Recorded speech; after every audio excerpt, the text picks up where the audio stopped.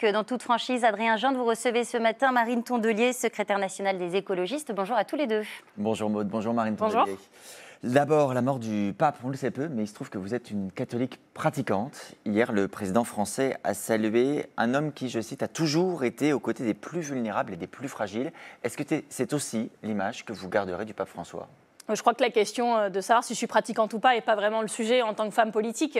Le sujet, c'est la bataille culturelle qu'a menée ce pape en particulier sur des sujets qui me tiennent à cœur en tant que secrétaire nationale des Verts, et évidemment sur l'écologie, mais aussi sur le social, sur la technologie. Il a porté des discours très forts, courageux, et donc c'était, je pense, pour beaucoup d'écologistes, on a été un peu soufflé quand on a lu l'encyclique Laudato Si, puis l'exhortation apostolique Laudate Deum. C'était des mots qui étaient très forts. Et moi, je me rappelle. Inspiration pour vous ? Mais moi, quand j'ai lu ça, c'était au moment où le ministre de l'Intérieur français, Gérald Darmanin, nous qualifiait de terroristes. Et je me rappelle avoir lu cette exhortation apostolique parce que la Croix m'avait demandé d'en faire une recension.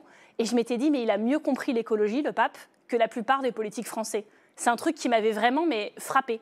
Alors après, je vous dis, cette bataille culturelle, c'était important, mais on aurait aimé qu'il puisse la mener aussi sur des sujets tels que le féminisme. Les femmes ont peu leur place dans l'Église aujourd'hui. Vous pensez que l'Église peut encore bouger sur l'avortement, sur la PMA, sur les femmes ? J'espère bien, et c'est même indispensable. C'est son rôle que d'éclairer aussi l'humanité, que d'être tolérante. Quand j'entends maintenant que peut-être l'homosexualité n'est plus un crime, très bien, mais c'est encore un péché, il va falloir aller plus loin. Quand j'entends aussi le côté timoré de l'Église sur la reconnaissance du fait qu'elle a fait des victimes parce qu'elle n'a pas su voir, elle n'a pas su écouter les victimes de certains prêtres.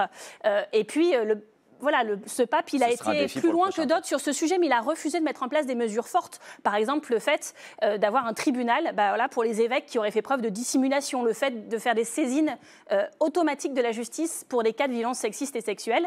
Je pense que l'Église doit aller encore plus loin. Évidemment, à l'heure où le conclave s'ouvre, on a peur d'une régression collective, d'une rechute. Voilà. Alors, venons-en à la responsable politique, comme vous disiez que vous êtes. Elle est aussi concernée par la préparation du budget 2026 en France, de manière beaucoup plus terre-à-terre. Avec cette question, l'abattement fiscal de 10% pour les retraités va-t-il, oui ou non, être supprimé ? Hier, à votre place, le député RN Laurent Jacopelli disait « Pour nous, ce serait un motif de censure ». Est-ce que c'est le cas pour vous aussi, ou est-ce que c'est un sujet ouvert au débat ?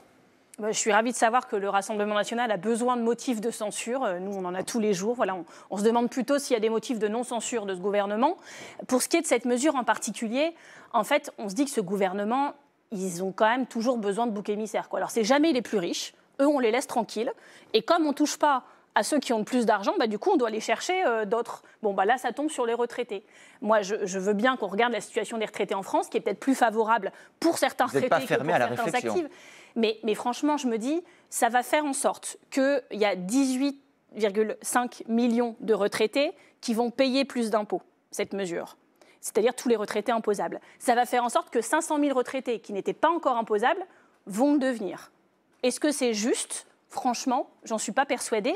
Et du coup, vous en doutez, mais vous ne fermez pas totalement la porte. Mais on a bien évidemment que ça se regarde, tout se regarde au point où on en est. Mais je remarque que ce gouvernement ne regarde jamais du côté des plus riches. Et je rappelle quand même qu'en 20 ans, leur fortune a été multipliée quasiment par 10. Elle a augmenté de 844%. En 20 ans, la formule des ultra-riches. Question de la contribution des plus hauts revenus, etc. On ne va pas refaire tout le budget maintenant. Mais non, mais l'impôt, il est censé être progressiste. Progressiste, oui, mais progressif surtout, là, tout révélateur. Il se trouve qu'aujourd'hui, un Français moyen, il paye 50% d'impôts quand on cumule tout. Les ultra-riches, c'est 26%. C'est-à-dire que l'impôt, il est peut-être progressif au début, mais pour les très riches, il devient dégressif. Nous avons un problème. Avant tout. Et je pense que ce n'est pas les retraités le sujet. Je voudrais évoquer avec vous également une proposition qui vient de maires. On est à 1 an à peine maintenant des élections municipales, des maires écologistes, des maires socialistes qui disent qu'il faudrait abaisser l'âge de vote pour les municipales à 16 ans. Qu'est-ce que vous en espérez ? Gonfler vos scores pour les municipales en allant chercher chez les jeunes ? Alors, il faut abaisser, oui, le vote à 16 ans, et pas que pour les municipales. C'est une proposition historique des écologistes. Il se trouve que Noël Mamère l'avait portée dans sa campagne de 2002, et je m'en rappelle très bien parce qu'à l'époque, c'était l'année de mes 16 ans. Et il faut quand même se dire qu'aujourd'hui, en France, on peut ouvrir un livret d'épargne à 12 ans, on a une responsabilité pénale à 13 ans, on peut faire un testament à 16 ans, mais par contre, pour voter, il faut attendre 18 ans. Et la conséquence que ça a, c'est que comme les jeunes de 16 à 18 ans ne peuvent pas voter, on ne fait pas attention à eux. Là, par exemple, typiquement le pass culture.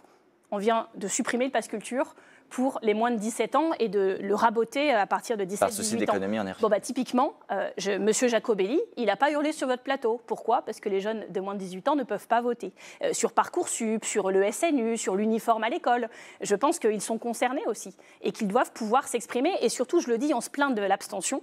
Et on a raison de le faire, tous. Mais du coup, le premier vote, on s'en souvient.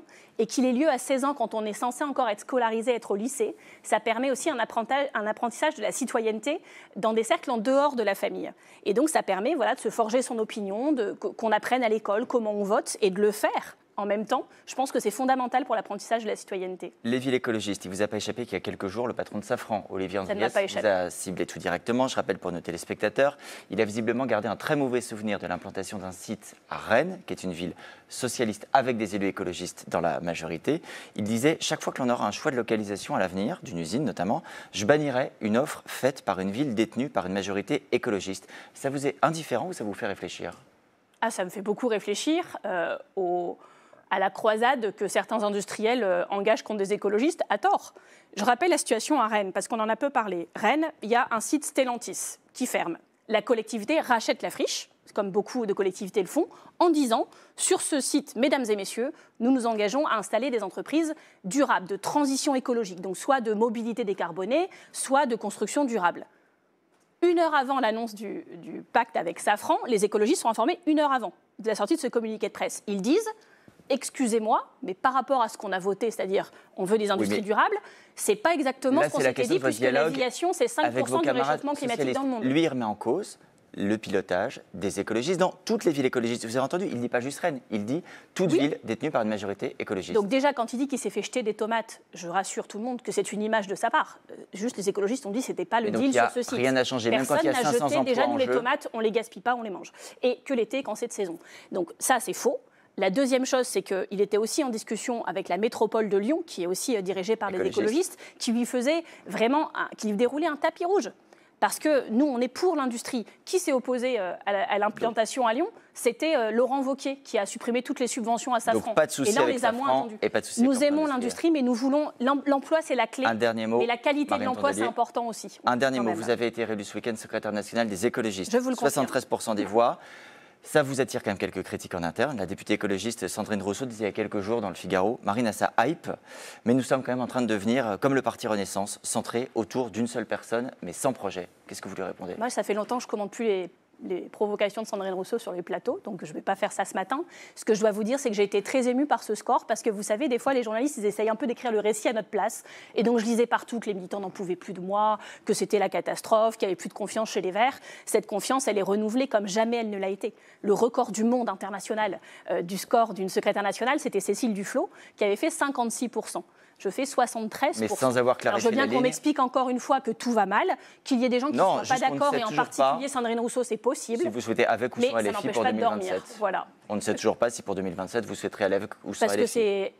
Si, alors ça on sait, ce qu'on souhaite. On souhaite une candidature commune de toutes celles et ceux qui le souhaiteront. Y compris et derrière on pense même que c'est une condition indispensable à la victoire des écologistes et de la gauche, pas juste pour qu'on soit content de gagner, pour changer la vie des Français. Enfin, ceux qui votent pour nous, ceux qui votent pas pour nous et ceux qui votent pas du tout. Donc voilà, on doit être là. Il y a une urgence telle que moi, le nombrilisme, je vais plus supporter ça longtemps. Donc je vais être pénible, préparez-vous, mais pour la bonne cause. Merci à vous, Marine Tondelier. Merci, Adrien Gindre.